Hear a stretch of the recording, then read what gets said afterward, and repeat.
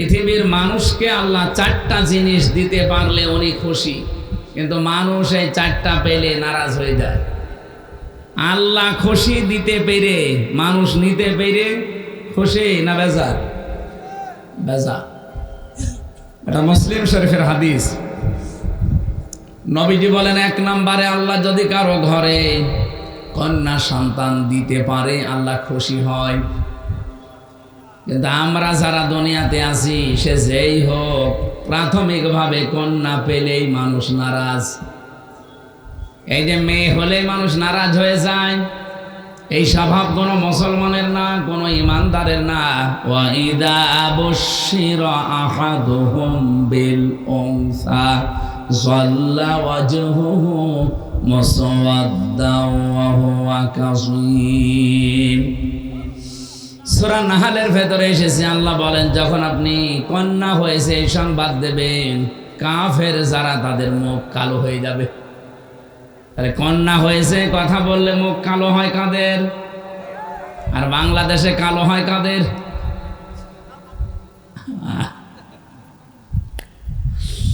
আপনি টের পাচ্ছেন আল্লাহ আপনার উপরে খুশি হয়েছেন, এই জন্য এটা দিলেন। নবীজি বলেন, আল্লাহ পাক যদি কাউকে একটা কন্যা দেয়, সে যেন বিশ্বাস করে আল্লাহ তার জন্য একটা জান্নাত বরাদ্দ করে রেখেছেন। কিন্তু কি বললাম?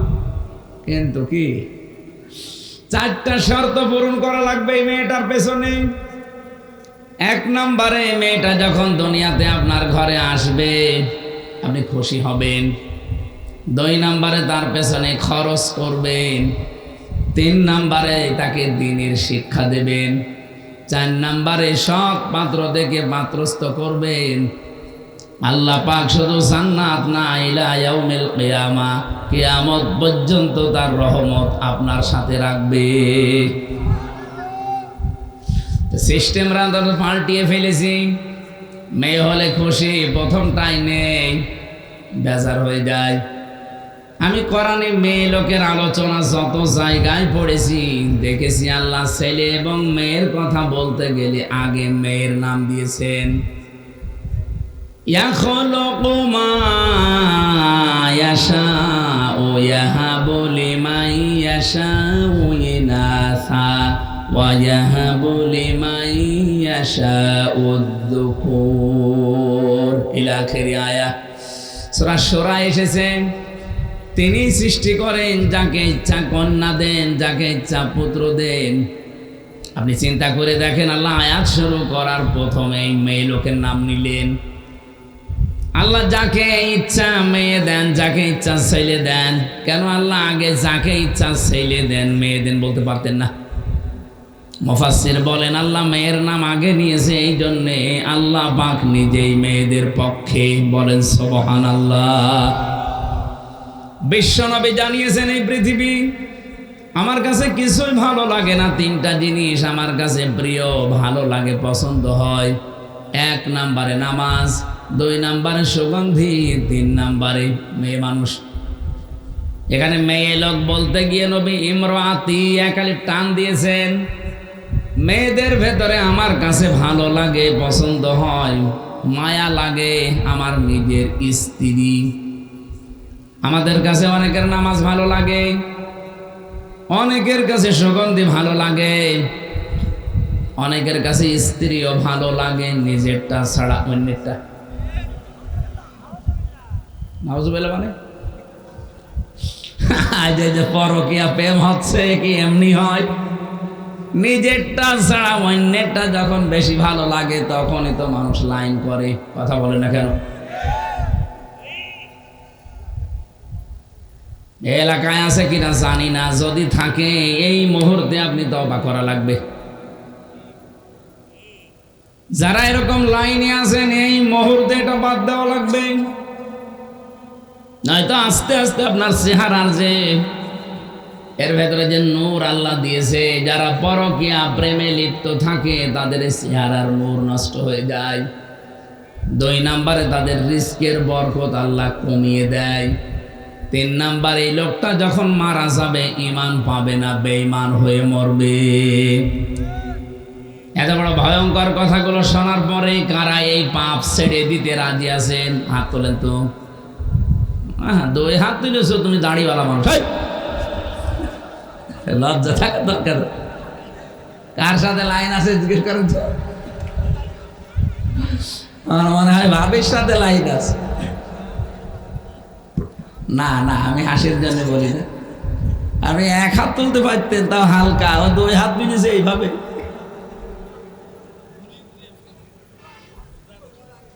যদি কেউ থেকে থাকেন, আশা করছি ওনার মতো ছেড়ে দেবেন। বিশ্বনবী জানিয়েছেন, কোন ঘরে যদি একটা আল্লাহওয়ালা মেয়ে লোক থাকে, ওই বাড়িওয়ালা যেন বিশ্বাস করে জান্নাতের একটা টুকরা আল্লাহ তাকে দিয়েছে।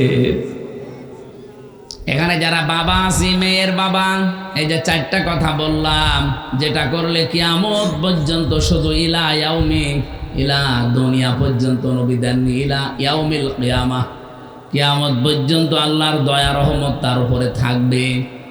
তাহলে এক নম্বরে আপনি খুশি হবেন, দুই নম্বরে তার পেছনে আপনি খরচ করবেন সাধ্য মতো, তিন নম্বরে তাকে দিন শেখাবেন, চার নম্বরে তাকে সৎ পাত্র দেখে পাত্রস্থ করবেন।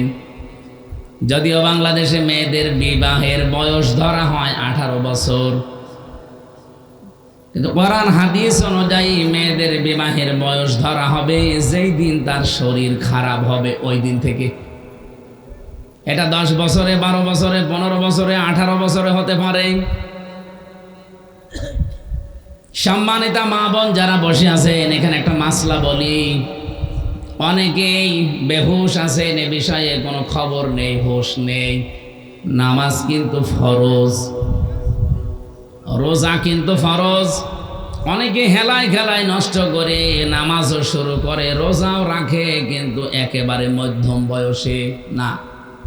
মেয়েদের যেই দিন শরীর খারাপ হবে ওই দিনের পর থেকেই পবিত্র হয়ে তার নামাজ যে আরম্ভ হয়ে গেল জীবনে, রোজা যে আরম্ভ হয়ে গেল, কোনোদিন সে আর এগুলো ছাড়তে পারবে না।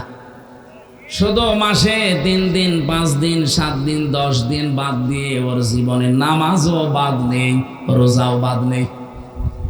কথা বোঝা গেছে? এই মাসলাটা যারা জানতেন না, আজকে থেকে আমল করবেন।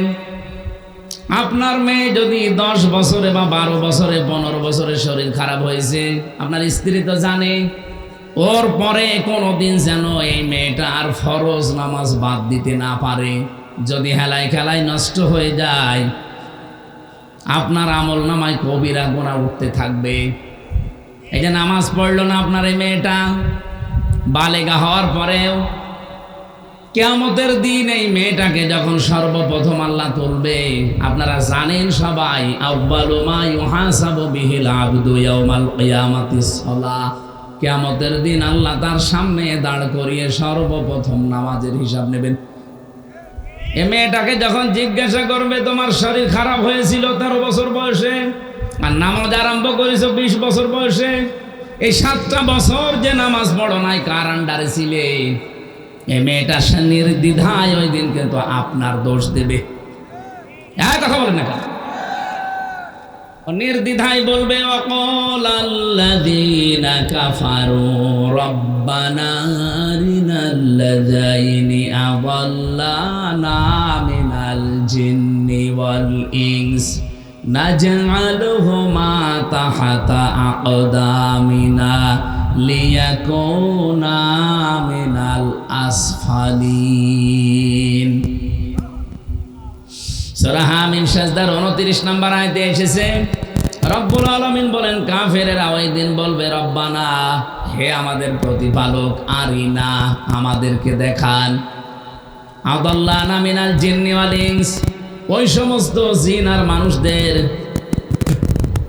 যারা দুনিয়াতে আমাদেরকে পথভ্রষ্ট করেছিল, তারা নিজেরা হেদায়ের উপরে চলতো, আমাদেরকে চালাতো না, ওদেরকে ডাক দেন। এখানে ডাক দেন বলতে ডাক দেওয়া হবে সর্বপ্রথম তার গার্জিয়ান, মা আর বাবা, বড় ভাই, এদেরকে। রব্বুল আলামিন ব্যাখ্যা দিচ্ছেন নিজে কিভাবে কি করবে জানো। এই সন্তানটা মাকে আর বাবাকে দেখার পরে বলবে, কাছে আসেন, নাজআলহুমা তাহতা আকদামিনা, আল্লাহ কদম দিতে পারতেন, আকদাম বহু বচন দিয়েছেন। আপনার এই আদরের মেয়েটা, আপনার আদরের ছেলে আপনাকে ডাক দিয়ে নিচে ফেলবে আর মুখের উপরে জোড়া লাথি দেবে। আপনার মেয়ের বয়স এখন 17 বছর। আমার জাদু ঘুমাচ্ছে, ঘুমা করে নামাজে দরকার নেই এখন, অথচ এই জাদু আপনার মুখে জোড়া লাথি মারবে। আমি এটা বানালাম না, বলেন? এখানে হাজারো মানুষ আমরা এরকম চরিত্রের আছি। বহু মানুষ আমি জানি ছেলেকে মেয়েকে মহব্বতে ভালোবাসায় ফজরের নামাজে ডাকতে চায় না, এমনকি এমন বউ আছে ডাক দিলে আবার রাগ করে। না, অতটুকু মানুষের আবার নামাজ কিও, ঘুমাচ্ছে ঘুমাক, সকালে প্রাইভেট আছে, তা প্রাইভেটে আগে হয়ে গেল। মুয়াজ্জিন সাহেব যে কিছুক্ষণ আগে ডাক দিয়ে গেল, আসসালাতু খায়রুম মিনান নাওম, এই ঘুমের চাইতে নামাজ উত্তম। মুয়াজ্জিন কি বলেছে আসসালাতু খায়রুম মিনাল প্রাইভেট? বলেছে? আপনি কোন কারণে ঘুমাচ্ছেন? আশা করছি যাদের মেয়ে আপনি খোঁজ নেবেন, যদি আপনি দেখেন আপনার স্ত্রীর কাছ থেকে খোঁজ খবর নিয়ে যে আপনার মেয়ে অন্তত এখন 15 বছর 14 বছর থেকে তার শরীর খারাপ আরম্ভ হয়েছে, কোনো ছাড় নেই, নামাজ তাকে পড়তেই হবে, নয়তো ওই মেয়ের কারণে কিয়ামতের দিন শেষে আবার জাহান্নামে শুধু যাবেন না, লিয়াকুনা মিনাল আসফালিন, বলবে আল্লাহ একে তো জোড়া লাথি মুখে দেব, আমি যেখানে যাই ওকে সেখানে নিয়ে যাব। আসফালা সাফিলিন ইসমে তাফসিলের সিগা, এত নিচে জাহান্নামে নিয়ে যাব যার নিচে আর কেউ যায় না। কে বলবে এটা? আপনার আদরের এই 14 বছরের মেয়েটা। বলেন নাউজুবিল্লাহ।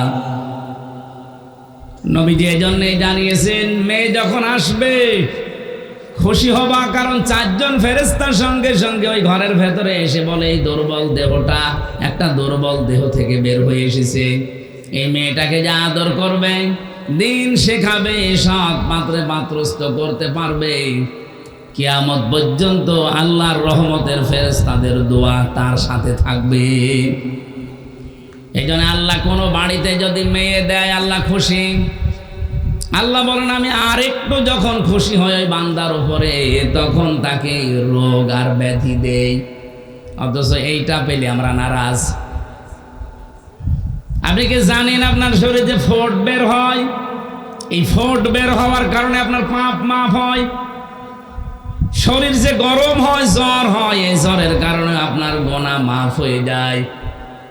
বৃহস্পট খেয়েছেন, একটু ব্যথা লেগেছে, রক্ত বের হয়ে গেছে, যা পেয়েছেন কষ্টটা, এর কারণে আপনার একটা পাপ মাফ হয়ে গেছে।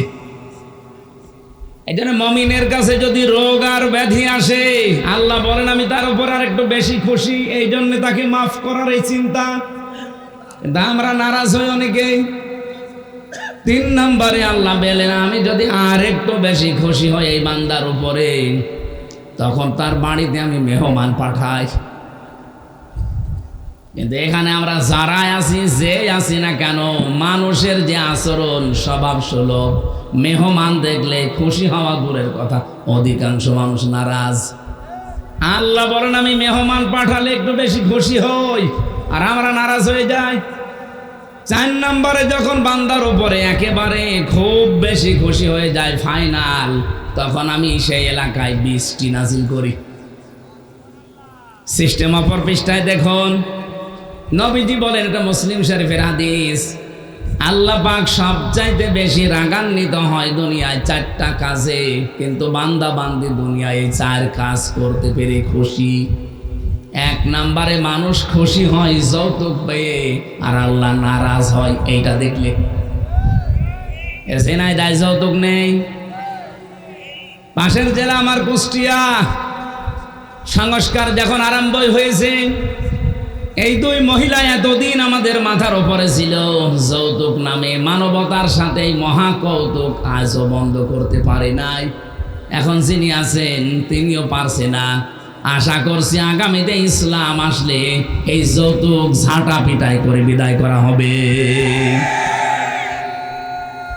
এখানে মনে হয় যৌতুক খাওয়া কেউ নেই। অনেক সন্তান খেতে চায় না, বাধ্য হয় তার বাবা আর মায়ের কারণে। এ বাবা বানা, এটা ডাইনি।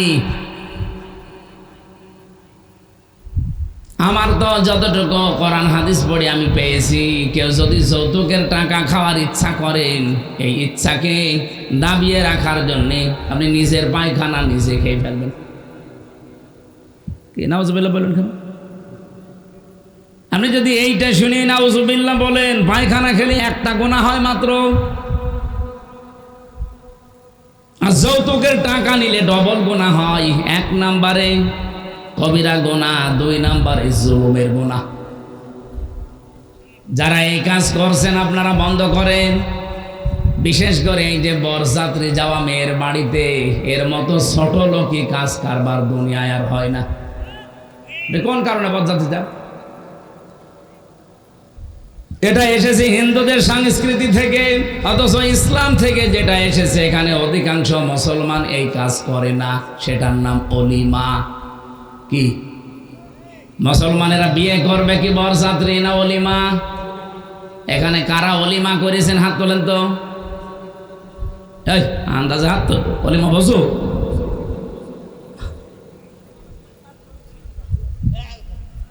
না, এই যে হাত তুলেছে এর কি এখনো বিয়ে হয়েছে নাকি অলিমা বসে? অলিমা কি ছেলের বাড়ি হয় না মেয়ের বাড়ি? হ্যাঁ? আর বরযাত্রী নিয়ে যায় কার বাড়ি? যেহেতু ইসলামে এটা নেই, আজকে থেকে এই সংস্কার ঝিনাইদহ জেলা থেকে আরম্ভ হবে ইনশাআল্লাহ। এটা বাকি 63 জেলায় ছড়িয়ে যাবে। এটা রেকর্ড হচ্ছে। আমরা আজকে থেকে এই মুহূর্তে সিদ্ধান্ত নিয়ে নিলাম, জীবনে কোনোদিন আর বরযাত্রীর দাওয়াত পেলে যাব না। কারা যাবেন না হাত তোলেন তো বরযাত্রী জীবনে? আর অনেকে হাত তুলছে না, ধান্দায় আছে। আমি কি হাদিস কোরআন বানাচ্ছি? আপনি যদি কোরআনের কথা হাদিসের কথা শুনেও না মানে, তা আপনার এখানে আসার দরকার কি? বলেন, আপনাকে বলা লাগবে জীবনে কোনোদিন আর বরযাত্রী খাইতে যাব না, দাওয়াত পেলেও যাব না। বলবো না, অলিমা দাওয়াত দেন যাব। কারা কারা বরযাত্রী যাবেন না হাত তোলেন। হ্যাঁ তোলেন, তাড়াতাড়ি তোলেন। বরযাত্রী খাওয়াচ্ছে। বারবার এত করে বলছি, কারণ আছে, কারণ আমার 3টা মেয়ে, ছেলে নেই। আমার বাসা লাগবে না। না, যদি আমি বানিয়ে বলছি না, এটা হাদিস কোরআন, কিন্তু আমরা মেনে নিতে চাই। ভাই, আল্লাহ আমাকে দেয়নি ছেলে, মেয়ে দিয়েছে, কিন্তু যৌতুকের টাকা নেওয়া। আল্লাহ পাক বলেন, আমি যদি আর একটু বেশি রেগে যাই কারো উপরে, আমি তখন দেখি এই লোকটা গীবতে লিপ্ত। তার মানে আল্লাহ পাক বেশি রেগে যান মানুষকে গীবত করতে দেখলে। অথচ বাস্তবতায় দেখলাম এখনো চলছে বাংলাদেশে গীবত। দূরের কথা, গীবতের উপরের আরেকটা পাপ আছে, তার নাম তোহমত। সেটা এই দেশে সব চাইতে বেশি হচ্ছে। গীবত বলা হয় কাকে? কারো ভেতরে কোনো দোষ আছে, ওই দোষের কথা যদি তার অঙ্গাচরে বলেন, সে যদি রাগ করে শুনলে, এইটার নাম গীবত। আর এইটার উপরে আরেকটা পাপ আছে, তার নাম তোহমত। ওইটা কি? আপনি আন্দাজে একজনের উপরে কোনো দোষ চাপিয়ে দিলেন, অথচ ওই লোকটা ওই দোষ করে নাই। ওইটার কারণে সে জাতির কাছে কালার হয়ে গেল, একটা বদনাম হয়ে গেল তার। এরকম দোষ তো দেশে নেই। এই যে নির্বাচন চলছে ডাকসুতে, এমন এমন দোষ এক একজনের উপরে দিচ্ছে এক একজন, অথচ ওই দোষ তার ভেতরে নেই। শুধু রাজনৈতিক প্রতিহিংসার কারণে এই দোষগুলো অনেকের উপরে চাপানো হচ্ছে। কোরআনে কারীম জানিয়েছে, ওয়ামাইয়া কাসাবা খাতিয়াতান আও ইসমান সুম্মা ইয়ারমি বিহি বারিআন ফাকাদ ইহতামালা বুহতানা ওয়া ইসমান মুবিনা।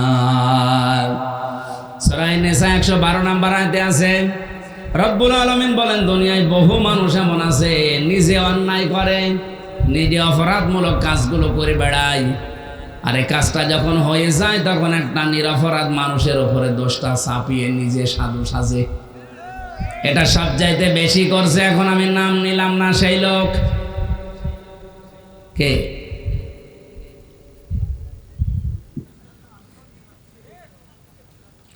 সবচাইতে বেশি করছে এখন এই লোক, নাম নিলাম না, কোন লোক? সেই লোক। আশা করছি সে বুঝবে, সে যেন থামে।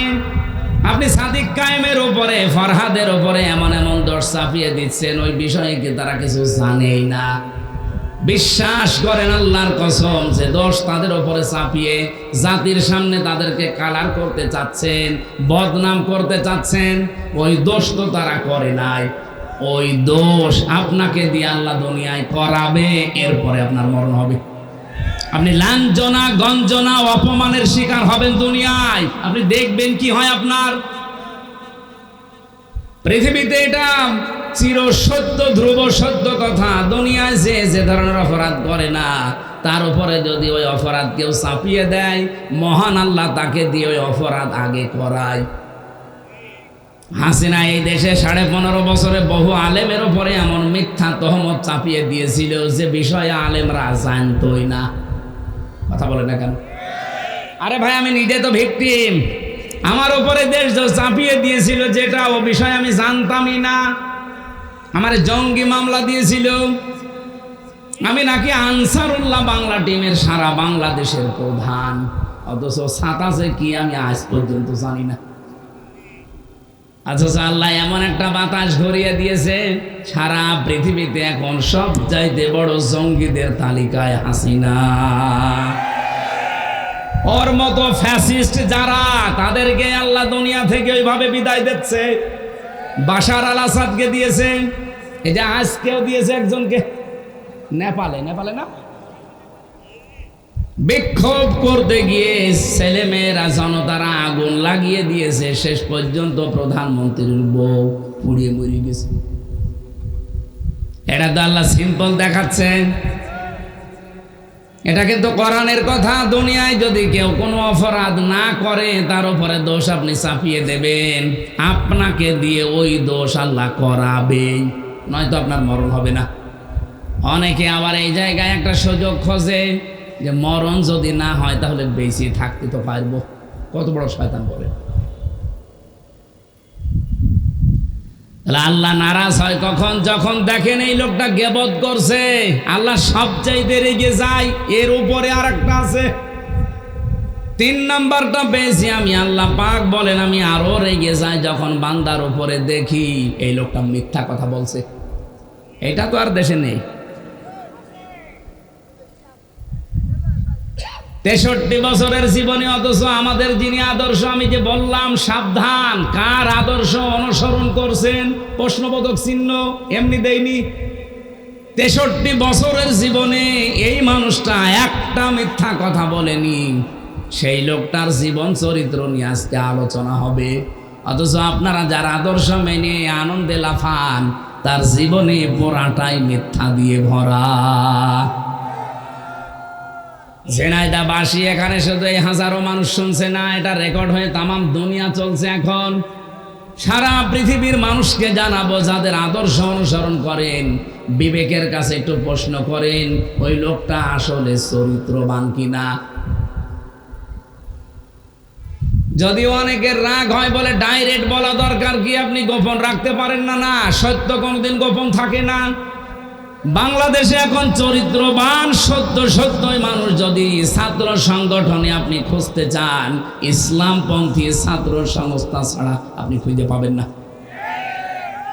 যারা ইসলাম দিয়ে রাজনীতি করে আপনি দেখেন, সে যারাই হোক, যারা ইসলাম দিয়ে রাজনীতি করে, সে ইসলামী ছাত্র শিবির হোক, ইসলামী ঈশা ছাত্র আন্দোলন হোক, আর অন্যান্য যত দল আছে যারা ইসলাম দিয়ে রাজনীতি করে, এই ছেলেদের চরিত্র এখনো পর্যন্ত ঠিক আছে।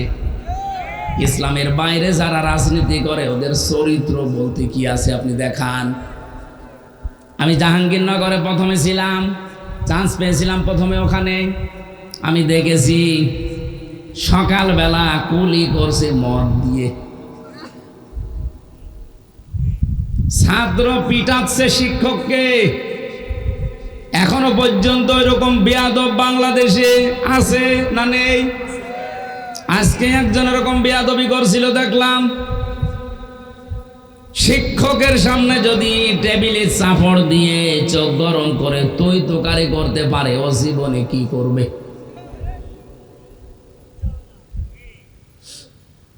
আমাদের ইমাম যিনি ইমাম আবু হানিফা রহমতুল্লাহ আলাইহি এমনিতে এত বড় হননি, তার জীবনী পড়তে গিয়ে দেখলাম তিনি প্রথম জীবনে গরিবের সন্তান ছিলেন। ছোট বয়সে তার মা দিয়েছে তাকে মাদ্রাসায় মক্তবের শিক্ষক তাকে পড়াচ্ছে আলিফ বা তা সা। উনি প্রতিদিন এই কায়দা আমপারা কোরআন যায় বলেন কাঁধে করে নিয়ে যায় মাদ্রাসায়, আবার আসে কিন্তু পায়ে জুতা নেই। শিক্ষক একদিন ডাক দিয়ে বলছে জুতা, বলছে ওস্তাদ জুতা কেনার পয়সা টাকা আমার কাছে নেই। আমার মাও গরিব মানুষ। ওস্তাদ শেষ পর্যন্ত তার মাথার টুপিটা তাকে দিয়েছে, মাথায় টুপি লাগিয়ে দিয়েছে। পরের দিন আবার এসে তাকে খালি পায়, মাথা তো খালি ছিল, টুপি নাই, দিলাম তোরে আমি আর কি দেব। শেষে উস্তাদ একটা ছিঁড়া স্যান্ডেল ছিল, জুতা চামড়ার, বলছে এইটা নিয়ে যা, তোর যখন কিছু নেই এইটা পাই দিয়ে অন্তত আসবি। আল্লাহর বান্দা নোমান বিন সাবেত, যাকে আমরা ইমাম আবু হানিফা রহমতুল্লাহ আলাইহি বলি, বাড়িতে যাবার পরে তিনি পানি গরম করার পরে ওর ভেতরে ওই চামড়ার মোজা ছেড়ে দিয়েছে। জুতাটা ছেড়ে দেওয়ার পরে গরম পানিতে ওই যে মাঝখান থেকে যে চামড়াটা বের হয় সতীর মতো দেখতে, চামড়ার মতো, ওইটা দিয়ে উনি সেলাই করেছে, মাকে দিয়ে উনি টুপি বানিয়েছে। পরের দিন যখন আসে তাকে খালি পায়। ওস্তাদ রেগে গেছে, তোরে দিলাম আমি স্যান্ডেল বা জুতা, পায়ে না দিয়ে খালি পায় কেন? ইমাম আবু হানিফা কেঁদে ফেলেছে, ডাক দিয়ে বলে ওস্তাদ আপনার পায়ে দেওয়া জিনিস আমি পায়ে দেব কি করে? আমি নিজে আমার মাকে দিয়ে পানি গরম করি, ওইটা এই যে কাপড়টা মাঝখানে ছিল ওইটা আমি এখন এই যে সেলাই করে টুপি বানিয়ে ফেলেছি। এলেম এমনি আসে আপনার কাছে? আমার এই ছোট্ট জীবনে আমি দেখেছি ওস্তাদ অজু করছে, শিক্ষক ছাত্র পায়ে পানি ঢেলে দিচ্ছে, বয়স 7 বছর। আমি এইটাও দেখেছি বিশ্ববিদ্যালয়ে শিক্ষক ক্লাস নিচ্ছে, ছাত্র জুতা দিয়ে পিটাচ্ছে, বলছে শালা তোরে মেরেই ফেলবো। বাকিটার বললাম না। ছাত্র তো এইটাও ওইটাও, একটা মানুষ হচ্ছে আর একটা জানোয়ার হয়ে গেছে। এ জানোয়ার যেন আরো তৈরি হয়, সেজন্য গোপন ষড়যন্ত্রের ফাঁদ অনেকে বিছিয়েছে। এই জন্য ক্লাস 1 থেকে 5 পর্যন্ত গানের মাস্টার নিয়েছে, কিন্তু মাওলানা নেয়নি। আমরা চাই আগামী থেকে ডক্টর মোহাম্মদ ইউনূস আপনি যেই কয়দিনই আছেন একটা কিছু করে যান, যেন আপনি অমর হয়ে থাকতে পারেন। ফেব্রুয়ারির 12 তারিখে বলেছেন যে নির্বাচন দিয়ে আপনি বিদায় নেন, কিন্তু এমন একটা কাজ আপনি 92% মুসলমানের দেশে করে যান, এই দেশে আগামীতে কিয়ামত পর্যন্ত যত সন্তান আসবে তারা 5 পর্যন্ত পড়লেই যেন আলেম হয়ে যায়। একজন করে আলেম শিক্ষক নিয়োগ দেওয়ার পক্ষে আপনারা নেই? বলেন বলেন, দাবি আছে কার কার? এই দাবিটা আমার সাথে হাত তোলেন তো, লিল্লাহে তাকবীর। এটা শুধু ঝিনাইদহবাসীর দাবি না, সারা বাংলাদেশের 18 কোটি মানুষ, দল মত জাতি বর্ণ ধর্ম নির্বিশেষে সবার আহ্বান এটা। আশা করছে ডক্টর ইউনূস তাদের দায়িত্ব নিয়েছে, তারা যেন পাঁচ বুঝতে পারে। এটা একটা গভীর ষড়যন্ত্র। গানের মাস্টার নিয়োগ দিলেন, সেখানে টাকা লাগবে না। শরীর চর্চার মাস্টার নিয়োগ দিয়েছেন, টাকা লাগবে না। মুসলমানদের টাকা দিয়ে আপনি বেতন দেবেন গান শেখাতে, নাচ শেখাতে, শরীর চর্চা করতে। এই মুসলমানদের টাকা দিয়ে একজন আলেমকে রাখার ক্ষমতা আপনার হয় না। এমনিতেই ও মাস্টার্সে পড়ে শিক্ষক পিটাবে। আজকে এই গয়েশ চন্দ্র, কি ওর নাম, গয়েশ চন্দ্র, হ্যাঁ, গণেশ। এই গণেশের বাচ্চা গণেশ আজকে যা করেছে একজন শিক্ষকের সামনে, এটা কোনো ছাত্রের আচরণ হতে পারে না। এর আচরণ যদি এই হয়, ওর সামনে কি করবে ওর চোখ মুখ দেখে জাতি বুঝে ফেলেছে। আশা করব আপনারা একটা মাজলুম দল যারা সর্বোচ্চ দায়িত্বে আছেন, এরকম বেয়াদব গুলোকে ঘাড়ে ধাক্কা দিয়ে বের করে দিন।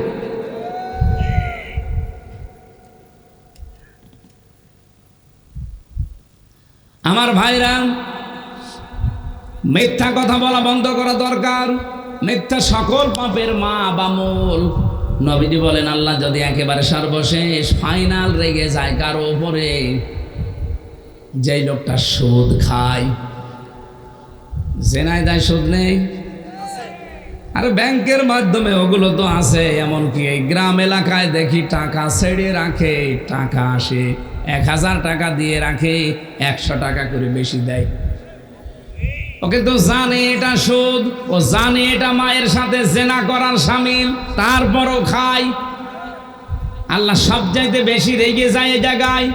এমন রাগা রাগে আল্লাহ বলেন, ফাইল্লাম তাফআলু ফাআযানু বিহারবিম মিনাল্লাহি ওয়া রাসূলিহি। সুদের এই ঘোষণা শোনার পরও যদি কেউ ছেড়ে না দেয়, সে যেন আল্লাহ এবং রসুলের সাথে যুদ্ধ করার জন্য প্রস্তুতি নেয়। বলেন নাউজুবিল্লাহ। আমি ফাইনাল জানি না, তারপরও একটু আন্দাজে বলছি, এই এলাকায় যারা টাকা ছেড়ে রেখেছেন, টাকা আসে, এইরকম কোনো মানুষ যদি এখানে এসে থাকেন, আপনি এই মুহূর্তে তওবা করেন। আপনি কিন্তু মায়ের সাথে জেনা করে এসেছেন, আবার যে করবেন। কত নিকৃষ্ট কথা আমি বলতাম না, হাদিস এসেছে জন্য বললাম। এরপরেও যদি আপনি সুদের এই টাকা ছেড়ে দিতে না পারেন, আপনার বিবেকে বাধা না দেয়, আপনি আজকে থেকে আর নামাজও পড়ার দরকার নেই। কারণ আপনি এমনিতেও জাহান্নামে যাবেন, অমনিতেও জাহান্নামে যাবেন। পরের এই শব্দটাকে আমি বানালাম, সূরা আলে ইমরানে আছে, যারা সুদ ছেড়ে দেয় না তাদের জন্য আমি আগুন তৈরি করে রাখলাম। বলেন নাউজুবিল্লাহ। আগুন কোথায় পাওয়া যায়? জাহান্নামে। বলেন বলেন। মুসলিম শরীফের যে হাদিসটা দিয়ে আরম্ভ করেছিলাম, 4টা কাজে আল্লাহ সব চাইতে বেশি খুশি, কিন্তু পৃথিবীর মানুষ নারাজ। আর 4টা কাজে আল্লাহ সব চাইতে বেশি নারাজ, পৃথিবীর মানুষ খুশি। আল্লাহ ওই 4টা কাজে আমাদেরকে পালন করার তৌফিক দেন। এই 4টা কাজ যেগুলো নারাজ, এগুলো জীবনের মতো ছেড়ে দেওয়ার সুযোগ দেন। বলেন আমিন। দরুদ আর সালাম পাঠ করে আমরা চলে যাচ্ছি সূরা আরাফ।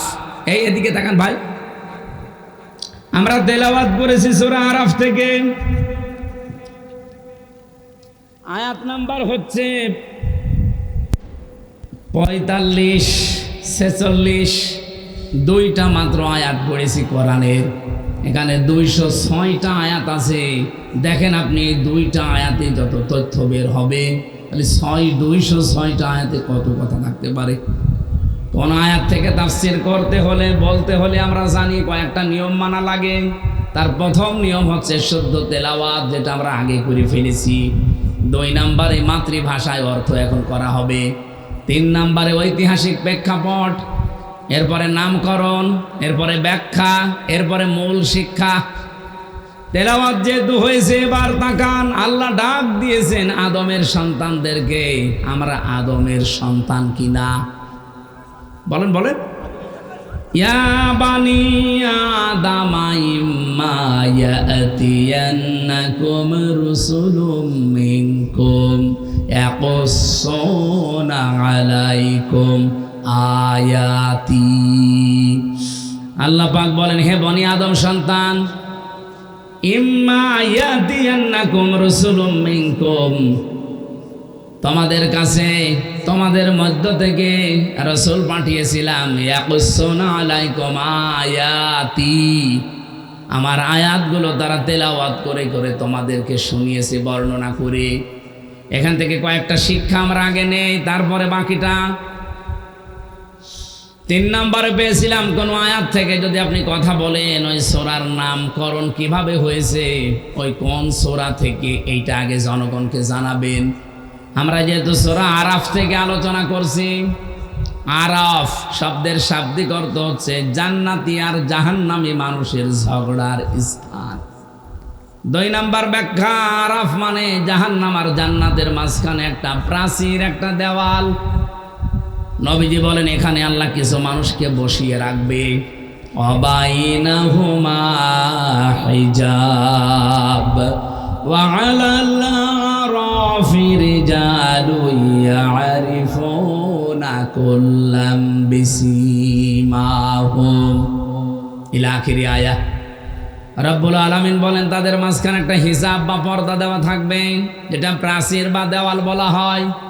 কিছু মানুষকে আল্লাহ ওখানে বসাবে, ওদেরকে আল্লাহ জান্নাতেও দেবে না, জাহান্নামেও দেবে না।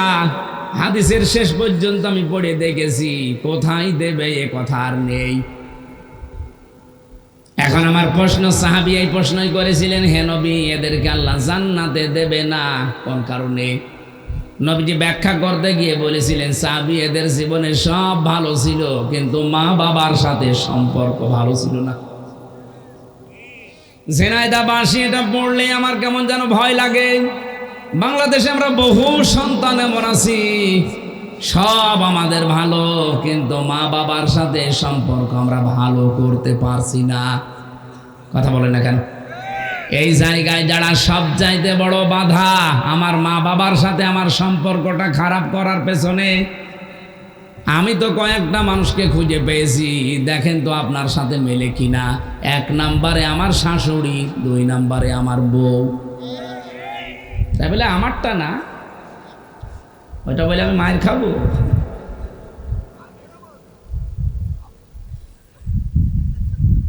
সেদিন একটা বৃদ্ধাশ্রমে ঢুকেছিলাম, ওই যে নীলফামারী কিশোরগঞ্জ থানায়।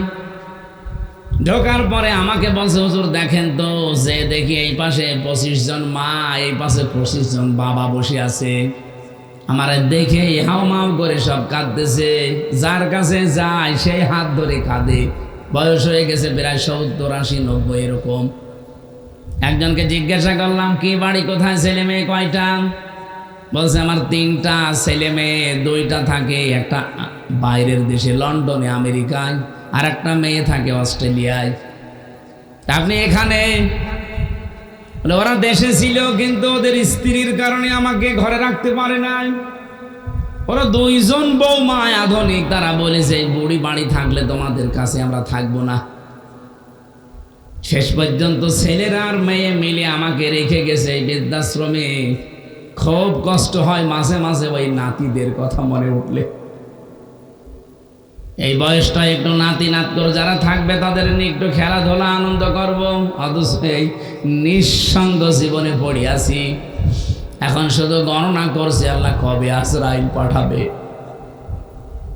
এই মেয়েটা যাদের দোষ দিল, আমি তো শুধুমাত্র এই মেয়েটা দিয়েছে দোষ তা বলছি না, বাস্তবে এটা হচ্ছে কিনা বলেন তো? যে মা বাবা এত কষ্ট করে আপনাকে এই 25 বছর 30 বছর পর্যন্ত লালন পালন করেছে, অথচ সেই মা বাবাকে বিয়ের কিছুদিন পরে আমরা অনেকে আলাদা করে দেই, বৃদ্ধাশ্রমে রেখে আসি, এমনকি পালাপালি করে খাওয়াই।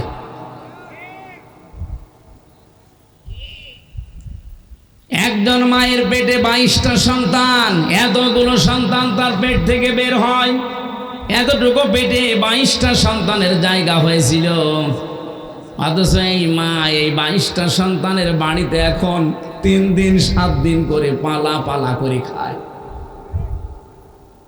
আরে ভাই, আপনার তো আরো খুশি হয়ে তাকে নিজের কাছে রাখার জন্য প্রতিযোগিতা করা দরকার, লটারি করা দরকার। প্রত্যেকেই যদি এই লটারি করতো, আমার মনে হয় মা কারো ভাগে না, সারা জীবন একজনের ভাগেই চলে যেত। আমরা পারছি না। আপনি জান্নাতে যেতে পারবেন না, এই জায়গায় দাঁড়িয়ে থাকবেন। আপনার নামাজ ছিল, রোজা ছিল, পর্দা ছিল, ভালো ব্যবহার ছিল, মা বাবার সম্পর্ক আপনি ঠিক রাখেন নাই। আল্লাহ তুমি আমাদেরকে এই সমাজে এরকম অবস্থা থেকে বাঁচাও, বলেন আমিন। কোরআন শরীফে সবচাইতে বেশি যে আয়াতটা আমরা পড়ি জানি শুনি তার নাম তা'মুরুনা বিল মারুফ তানহাউনা আনিল মুনকার। আল্লাহ বলেন ভালো কাজে আদেশ দাও, অন্যায় কাজে নিষেধ করো না। এটা বাংলা অর্থ হয়নি। তা'মুরুনা বিল মারুফ, তোমরা আদেশ করবা পরিচিত কাজের, তানহাউনা আনিল মুনকার, তোমরা অন্যায় কাজে বাধা দিবা, প্রতিবন্ধকতা সৃষ্টি করবা। বাংলার মুসলমানেরা কথা বললে শুধু রাজনীতি মনে হয় আপনার কাছে, কথা বললে আপনার কাছে ধান্দাবাজি মনে হয়। বলেন তো 54 বছরে ভালো কাজ বলেন, পরিচিত কাজ বলেন যেগুলো, এগুলো কি আদেশের জায়গায় আছে? নেই। এটা অনুরোধের জায়গায় আমরা নিয়েছি। এটা যদি আদেশের জায়গায় রাখতাম, আল্লাহর কসম এই দেশে কেউ সাদাবাজি করে টিকে থাকতে পারতো না। এই জন্য আহ্বান জানাচ্ছি, আশার সঞ্চার করতে চাই, যদি সাদাবাজ মুক্ত দেশ চান, যদি আগামীতে মিথ্যা মামলা মিথ্যা সাক্ষী নিয়ে সারা জীবন জেলে থাকতে না চান, যা করেছেন করেছেন, ফিরে আসেন। বাংলাদেশ জামাত ইসলামীর পতাকা তলে ফিরে এসে দিনকে আজ বিজয় করে জায়গা মতো পৌঁছিয়ে দেন। কোনো দিন এই দেশে মিথ্যা মামলা মিথ্যা সাক্ষী আপনার বিপক্ষে আর কেউ দেবে না। আমি গ্যারান্টি দিচ্ছি দেবে না। আপনি ইসলামকে জায়গা মতো একটু পৌঁছিয়ে দেন। 300 এমপি দেওয়া লাগবে না, মাত্র 151 জন এবার পাঠান। আমি তো সারা বাংলাদেশে স্পিকারই চালাচ্ছি। 151 জন যদি সত্যি এবার কোরআন বুকে নিয়ে যেতে পারে, 5 বছর লাগবে না, মাত্র 2 বছরেই বাংলাদেশ মিনি জান্নাত হয়ে যাবে। কারণ কোন জায়গায় কোন ঔষধ দেওয়া লাগে এটা ভালো জানে কে? বলেন বলেন। সাদাবাজি করা, সাদাও থাকবে না, বাজিও থাকবে না। চুরি এমন ঔষধ আল্লাহ দিয়েছে, চোর পুরুষ হোক নারী হোক, যদি সাক্ষ্য প্রমাণে ধরা পড়ে কোনো বিচার লাগবে না, হাত কেটে দেন। এ বাংলাদেশে চোর মুক্তই করতে পারে না। কেউ বলে আমি চোরের খনি পেয়েছি। চোর মুক্ত বাংলাদেশ তৈরি করার জন্য একটা ফর্মুলা শুধু আমরা প্রয়োগ করব সামনে। বাংলাদেশে 2-5 বছর না, 2 দিনেই চোর মুক্ত হয়ে যাবে। কারণ কোন জায়গায় দুর্বলতা, কোন ঔষধ দেওয়া লাগবে এটা ভালো জানে কে? বলেন তো। আহ্বান জানাচ্ছি, যদি নিরাপদ পৃথিবী পেতে চান, নিরাপত্তার সাথে বসবাস করে দুনিয়ার জীবন ত্যাগ করতে চান, আসেন আমরা এবার সব ভুলে ইসলামকে জায়গা মতো পৌঁছিয়ে দেই। যদি দিতে না পারেন আর নিরাপদে থাকতে পারবেন না, আপনিও ওলিউল্লাহ মুকাদ্দাসের মতো গুম হয়ে যাবেন। হ্যাঁ, কথা বলেন না কেন? ব্যারিস্টার আরমানের মতো গুম হয়ে থাকবেন 8 বছর। আমান আজমির মতো 10 বছর গুম হয়ে থাকবেন। সামনে পরিবেশ কিন্তু আসবে যদি ইসলাম না যায়। শুধু ঠিক ঠিক করে পর্যন্ত শেষ করে দেবেন না। এবার ময়দান আসতেছে, হয় বদরের ময়দান নাই উহুদের ময়দান। বদরের ময়দানে যুদ্ধ হয়েছিল নিজের আপন বাবার সাথে আপন ছেলের, জামাইয়ের সাথে স্ত্রীর। এই কথা বলেন না কেন? এবারও সেই যুদ্ধের ময়দান আসতেছে শুধু ইসলামের জন্যে। এবার দেখবেন আপনার বাবা আপনার বিরুদ্ধে চলে যেতে পারে, আপনার বউ আপনার বিরুদ্ধে চলে যেতে পারে, কিন্তু আমরা এবার ময়দানকে বদরের ময়দান মনে করবো ইনশাল্লাহ।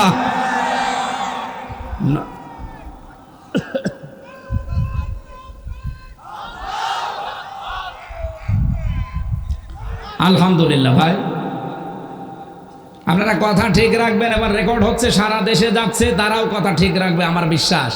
কারণ নবীজিও আশঙ্কা করেছিলেন যে বদরে এবার যে যুদ্ধটা নিজের আপন বাবার সাথে ছেলে এক দলে, বাবা আর এক দলে, বউ এক দলে, স্বামী আর এক দলে। এ তো আমার কেমন লাগছে, যাবে তো? সাহাবায়ে কেরাম ঠিক ওইভাবে গিয়েছিলেন, মাত্র 313 জন। আল্লাহ বিজয় দেয়নি? বলেন বলেন। হ্যাঁ, হয়তো কিছু মানুষকে আল্লাহ শাহাদত বরণ করিয়েছে।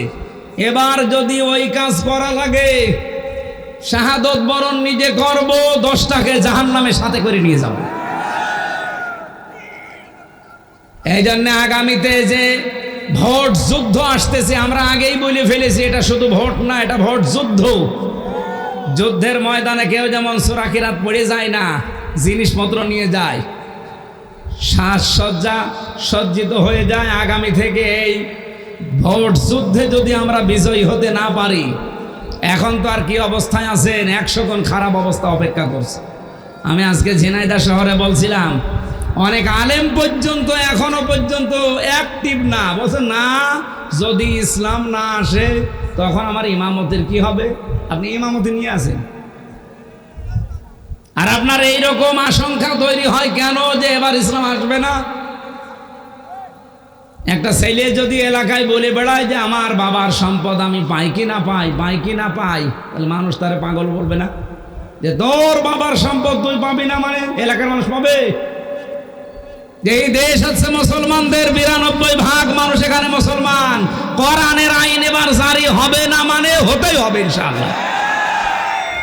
কেউ হীনমন্যতায় ভুগবেন না, কেউ দুর্বল হবেন না, ভয় পাবেন না। ইসলাম এবার ক্ষমতায় যাবে।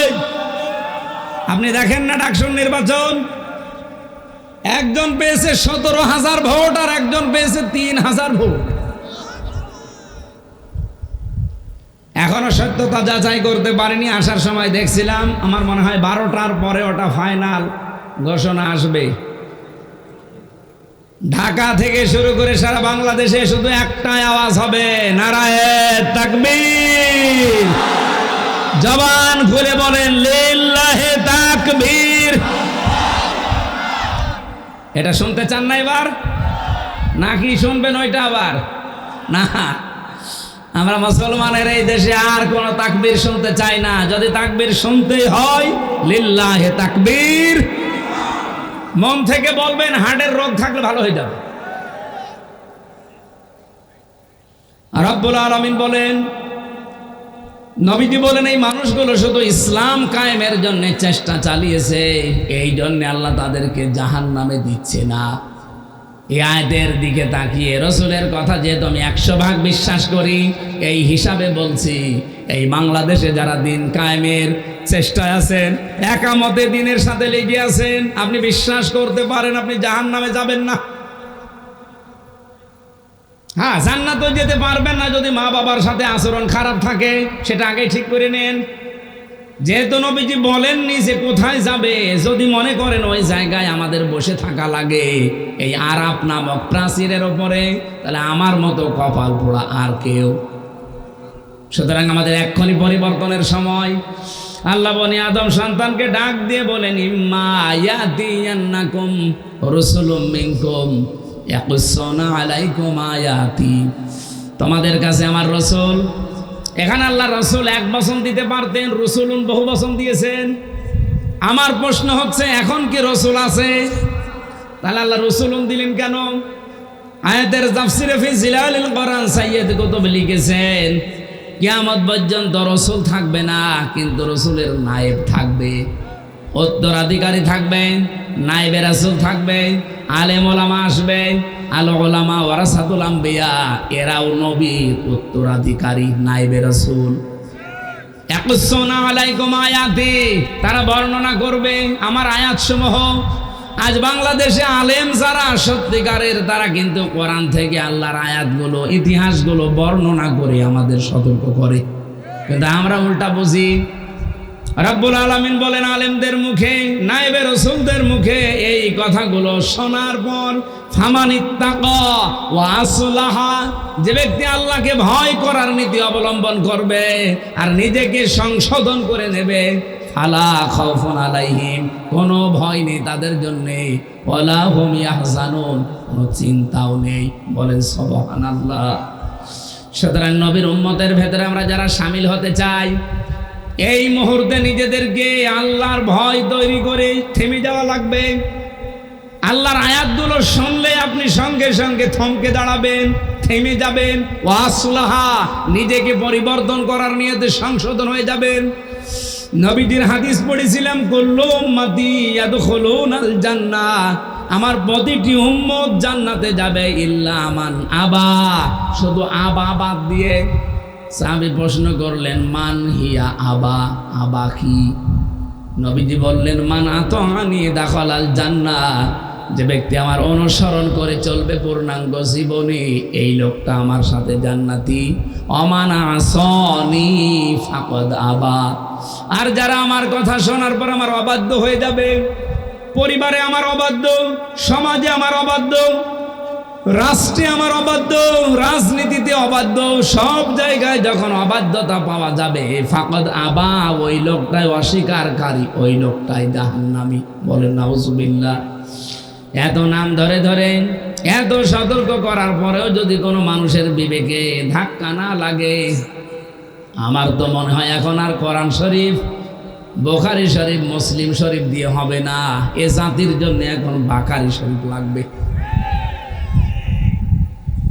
আশা করছে আপনাদের বিবেক খুলবে।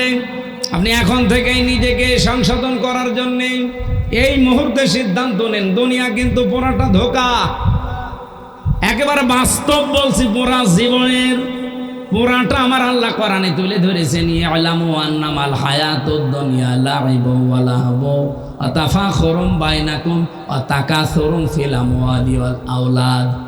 হে দুনিয়ার মানুষেরা, ভালো করে জেনে রাখো, পৃথিবীর জমিন পুরাটাই ধোঁকা। স্ত্রী আপনাকে ভালোবাসে, কে বলেছে? আল্লাহ বলছেন না, এটা ধোঁকা। আপনি পরীক্ষা করার জন্য একটু মরার ভান করে থাকেন। আপনি যদি মরার ভান করে মনে করেন মরে গেছে, শ্বাস নিঃশ্বাস একটু কম নেবেন। আপনার স্ত্রীকে যদি এলাকার মানুষেরা বোঝায় যে ছাতা মরে গেছে, মরে তো গেছে, এখন বাইরে না দিয়ে তুমি যে খাটে আছো খাটের নিচে গর্ত করে মাটি দেওয়া হবে। আল্লাহর কসম, বাংলাদেশে কোনো বউ রাজি হবে? এই তো আমি এটা সবচাইতে বেশি বুঝেছি এবং বিশ্বাস করি জেলখানায় যাবার পর।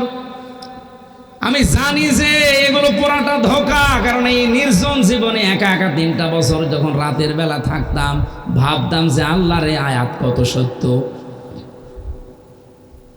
এজন্য দুনিয়ার এই সত্য জীবন যেহেতু ধোঁকা, আল্লাহর ভাষায় আমরা যেন এই ধোঁকায় পড়ে আমাদের বিশাল জীবন নষ্ট করে না ফেলি।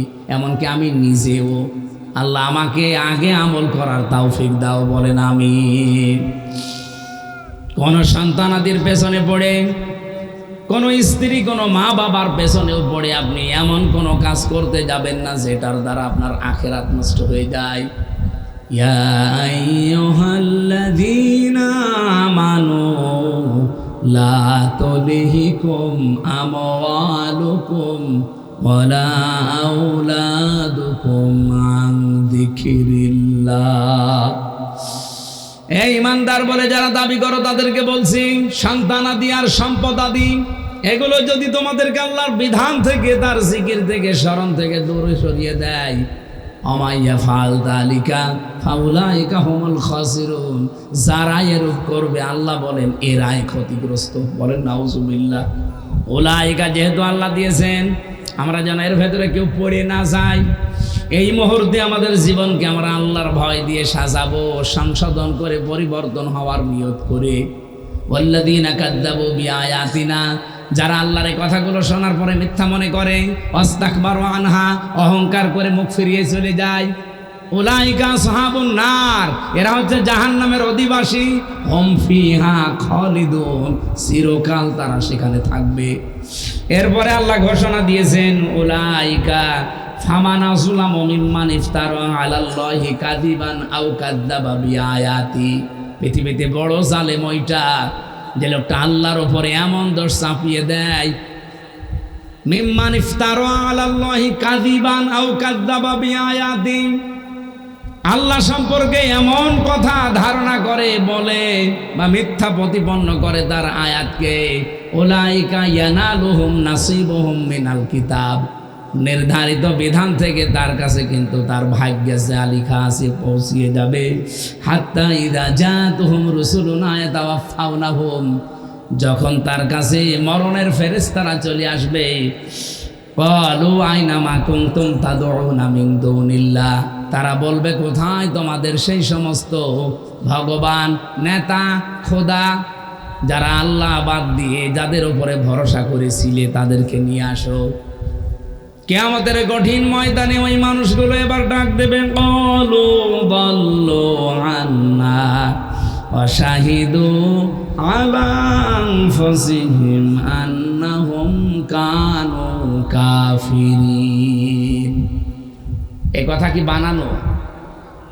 বিশ্বাস করেন 100% সত্য কথা। রব্বুল আলামিন বলেন ও কলু, সবাই মিলে বলবে দল্লু আন্না, আমাদের থেকে আজ তারা উধাও হয়ে গেছে। যারা আদর্শ মেনে চলতাম তাকে আর সামনে পাচ্ছি না, যাকে আমি সব কিছুর উপরে রাখতাম সে আমার সামনে আজ নেই। অশাহিদু আলা আনফুসিহিম, আমি সাক্ষী দিচ্ছি, স্বীকার করছি আমি জুলুম করেছি আমার উপরে। আন্নাহুম কানু কাফিরিন, আমি কাফের ছিলাম। এই মুহূর্তে এই কথা বলে কোনো লাভ হবে না। পরীক্ষা হয় আমার 1 থেকে মাস্টার্স পর্যন্ত পরীক্ষা দিয়েছি আমি, কোনো দিন প্রশ্নপত্র পরীক্ষার আগের দিন আমি পাইনি। অথচ আল্লাহ যে পরীক্ষা নেবে 1500 বছর আগেই প্রশ্নপত্র ফাঁস করে দিয়েছে। এরপরেও যদি আমরা কেউ ফেল করি, আদর্শ মানার ক্ষেত্রে কাকে অনুসরণ করছেন? যে লোকটা উধাও হয়ে যাবে মরণের পরে আপনার কাছ থেকে, এমন মানুষকে অনুসরণ করা দরকার। মরণের সময় যিনি শিহরে এসে বলবে, ভয় নেই উম্মত, আমি আসি তোরে জান্নাতে পৌঁছিয়ে দেব। আল্লাহ রাসূলুল্লাহকে অনুসরণ করার তৌফিক। যেহেতু মরণের পরেই কবরের ভেতরে তাকে দেখানো হবে মান হাজার রজুল, এই লোকটা কে ছিল। আপনি যদি সত্যি তার আদর্শ মন থেকে মেনে চলতে পারেন, সঙ্গে সঙ্গে আপনার মুখ দিয়ে বের হয়ে যাবে হাদা নাবিয়ুনা মুহাম্মাদুর রাসূলুল্লাহ। বলেন আমিন, আল্লাহুম্মা আমিন। লা ইলাহা ইল্লা আনতা সুবহানাক ইন্নী